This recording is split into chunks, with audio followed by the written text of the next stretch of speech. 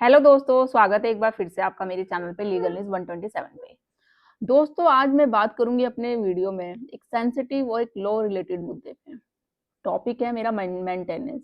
मैं डेली रोजाना आपको मेंटेनेंस से रिलेटेड कि मेंटेनेंस कम हो जाए, बंद हो जाए, क्योंकि आप लोग यही चाहते हो। मोस्टली वो पुरुष जिस पे झूठे केसेस लगे हुए हैं, झूठे एलिगेशन लगे हुए हैं, तो कोई ना कोई लीगल तरीके, प्रैक्टिकल चीजें जो होती है, वाकई में अगर आप काम करें अपने केस में तो उससे मुक्ति पा सकते हैं।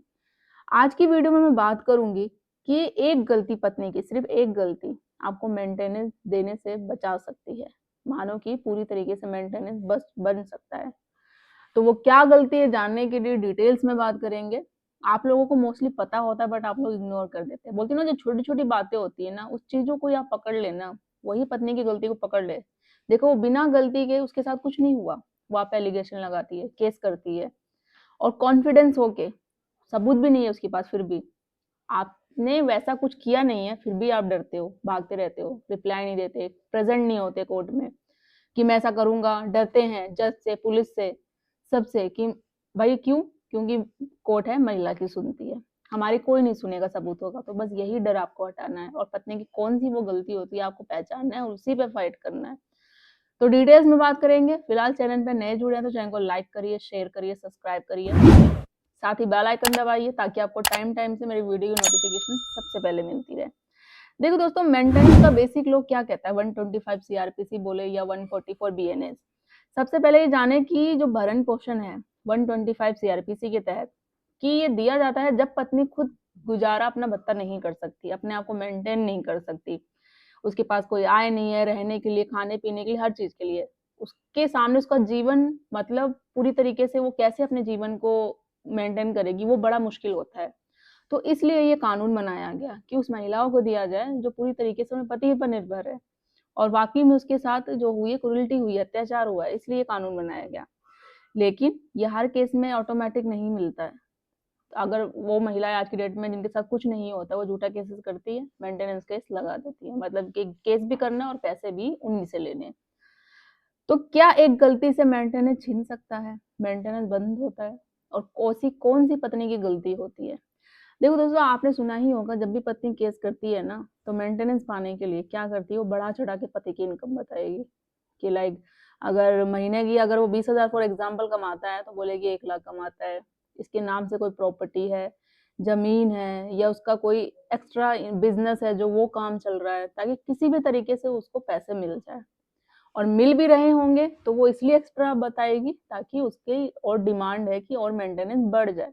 फॉर एग्जाम्पल, अगर 5,000 मेंटेनेंस मिल रहा है तो वो चाहेगी मुझे 10,000 मिल जाए। अब वो पाने के लिए मुझे क्या करना पड़ेगा, जितना ज्यादा झूठ हो सकता है वो मैं कोर्ट में बता दूं, ताकि कोर्ट मेरी बातों पर यकीन कर ले और मेरा मेंटेनेंस है जो बढ़ा दे। तो यही एक गलती होती है जो पॉसिबल नहीं है। आपको क्या करना है, अगर आपके साथ भी ऐसा ही चीजें हो रही है, तो आपको अपनी जितनी भी है, अभी जो मैंने अभी लास्ट वीडियो भी बनाई उसमें कहा था कि अगर पत्नी झूठ बोलती है आपकी इनकम से रिलेटेड, आय से रिलेटेड, तो आपको अपने सारे प्रूफ कोर्ट में साबित कर देने हैं। आईटीआर दे दो, बैंक स्टेटमेंट दे दो, जितना भी आप दिखा सकते हो सबूत कोर्ट में प्रूव कर दो। इससे ये साबित हो जाएगा कि पत्नी जो बोल रही है वो सारी बातें झूठे हैं, इसका कोई नहीं है। मैं इतना नहीं कमाता हूँ, मेरी सैलरी है 20-25 हजार, वट एवर जो भी है, वो आपने बैंक स्टेटमेंट दे दी, अपनी सैलरी स्लिप दे दी कि ये चीजें हैं, मेरा कोई बिजनेस नहीं है, इसके अलावा मेरे नाम से कोई जमीन नहीं है, कुछ भी चीजें नहीं है, ये कोर्ट अप्रूव कर देते हैं, तो वाकई मान के चलो कि आपका है जो मेंटेनेंस बंद हो जाएगा। और या फिर वो चाह रही है बढ़वाना, या जो भी वो चीजें नहीं होगी, या कम भी हो सकता है। अभी एक हाल ही में एक ऐसा जजमेंट भी आया जो मैं आपको बताऊंगी। अभी वो एक्चुअली में उसकी जो पीडीएफ है अगर देखी जाए, अभी वो मिल डाउनलोड जो कोर्ट की वेबसाइट पे होता है, अभी वो हुआ नहीं है। जो मेन पॉइंट है, जो डिटेल्स में वो बता देती हूँ। इस पे क्या हुआ था कि वही इलाहाबाद हाई कोर्ट का है, ये 19 नवंबर का है।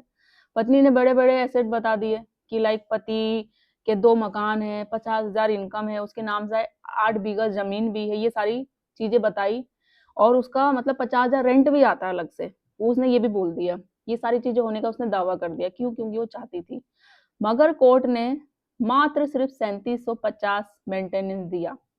क्यों? क्योंकि पति ने आगे कोर्ट में प्रूव कर दिया कि ना मेरे नाम से जमीन है, ना 50,000 किराया आता है, ना कोई मेरे 2 मकान है, ना कोई एक्स्ट्रा इनकम है। तो वो उस चीज़ें उसने कोर्ट में प्रूव कर दी। तो जो चाह रही थी वैसा मेंटेनेंस बढ़ा नहीं, कुछ नहीं, बस कोर्ट ने मेंटेनेंस जो माना 3750 रुपए का मेंटेनेंस माना। ये इलाहाबाद हाई कोर्ट का जजमेंट है। असल में वही हुआ था कि पति की आय कम थी बिल्कुल, और इसलिए एसेट को ध्यान में नहीं रखा गया। उसकी जो सैलरी थी बहुत कम थी, जितना पति बता रही थी उतने उसके अकॉर्डिंग नहीं थी।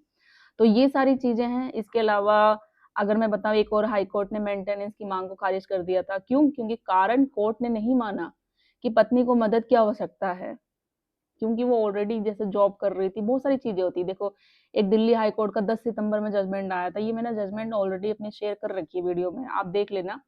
10 सितंबर को क्या था, एक पत्नी ने पति से 20,000 मेंटेनेंस मांगी थी, लेकिन दिल्ली हाई कोर्ट ने उसे मांग को रिजेक्ट कर दिया। क्यों? बताया गया कि अदालत ने उसकी याचिका को उचित वजह नहीं मिलने के खारिज कर दिया था। क्योंकि बोलने से नहीं होता, वो मेंटेनेंस डिमांड कर रही है, बट ये नहीं कि एक्चुअल में जो उस मेंटेलिटी एक हो रखी है ना कि वो महिला है, वो पत्नी, बस वो सोचती है मैं जो कोर्ट में जाके बोल दूंगी तो मुझे मेंटेनेंस मिल जाएगा, कोर्ट दिलवा देगा, बट ऐसा नहीं होता। आप चाहे जितना मर्जी झूठ बोल लो, बढ़ा चढ़ा के जितना मर्जी बोल लो, पति की आय को दिखा लो, बट एक्चुअल में जो होगा, जो कोर्ट, ये नहीं कि आप जो बोलोगे उसी आधार पे चलेगा। पति की भी बातों को सुनेगा, उस कितना कमाता है कितना नहीं, उसकी लायबिलिटी क्या, खर्चे क्या है, एक्चुअल में वो सारी उसकी चीजें देखेगा। उसके बाद डिसाइड होगा जो कोर्ट चाहेगी। यानी जो आप चाहोगे वो कोर्ट डिसाइड करके, आपने मांग लिया 1 लाख 1 करोड़ तो कोर्ट ने दे दिया। हाँ, आप जितना मर्जी डिमांड कर लो, आपका मुंह है, आप जो भी बोल सकते हो, बट होगा वही जो कोर्ट चाहेगी। और एक्चुअल बोलते हैं ना कि मेरिट तथ्यों के आधार पे जो फैसला होता है, तो उसी आधार पे होता है। ये अभी एक लेटेस्ट जजमेंट आया है जो मैंने अभी बताया, जिसमें 8 बीघा जमीन, 50,000 किराया, ये सारी चीजें मांगी गई थी। तो अभी इसका पीडीएफ है जो भी एक्चुअल में भी डाउनलोड हुआ नहीं है। जैसे होगा मैं नेक्स्ट वीडियो में आप लोगों को डेफिनेटली शेयर कर दूंगी। तो मतलब मेन मोटिव ये है, देखो, कि एक गलती यही हुई, आपको पता चल गया कि पत्नी ने सिर्फ मेंटेनेंस पाने के लिए झूठ सारी चीजें बोल दी, आपने कोर्ट में प्रूव कर दिया, सारी चीजें हो गई, आपके फेवर में आ गया फैसला। फिर आपको क्या करना है, उसकी सर्टिफाइड कॉपी निकलवा के आपको क्या करना है, पत्नी पे परजरी का केस कर दो। आप ये भी चीजें कर सकते हो। आप परजरी का केस कर दोगे ना, देखो फिर उसको कैसे सबक मिलेगा। क्यों? क्योंकि भाई उसने झूठा केसेस किया आप पे, और मेंटेनेंस पाने के लिए, और झूठ पे झूठ बोलती रही, और आपने कोर्ट में प्रूव कर दिया ऐसा चीजें कोई है नहीं, आपके फेवर में आया, जजमेंट भी पास हो गया। तो क्यों उसको ऐसा छोड़ोगे आप, जो इतने सालों से कोर्ट के चक्कर काट रहे हो, झूठे एलिगेशन आप पे हुए हैं, समाज रिश्तेदारों में सब चीजें, तो उस पर भी तो केस करो ना। मैं हमेशा बोलती हूँ, अगर पत्नी एक केस करती है ना, तो आप उस पर 2 करो, 2 करती है तो वो आप उस पर 4 केस करो। आपके पास भी राइट्स है, अधिकार आपके पास भी है, काउंटर केस आपके पास भी, बस आपको जानने की जरूरत है। और मैं हमेशा आपके चैनल के माध्यम से हमेशा आपको बताती रहती हूँ कि कौन कौन से हैं। पुरुष आयोग बनने का वेट मत करो। कौन कहता है आपके पास कानून नहीं है? कौन कहता भी पुरुष आयोग नहीं है? बस आपको जानने की जरूरत है। जब बनेगा, जब बनेगा, राइट्स अभी भी हैं, अधिकार आप भी है, बस आपको जानो, उनको पहचानो और फाइट करो एंड तक। डरना नहीं है, लड़ना है हमेशा।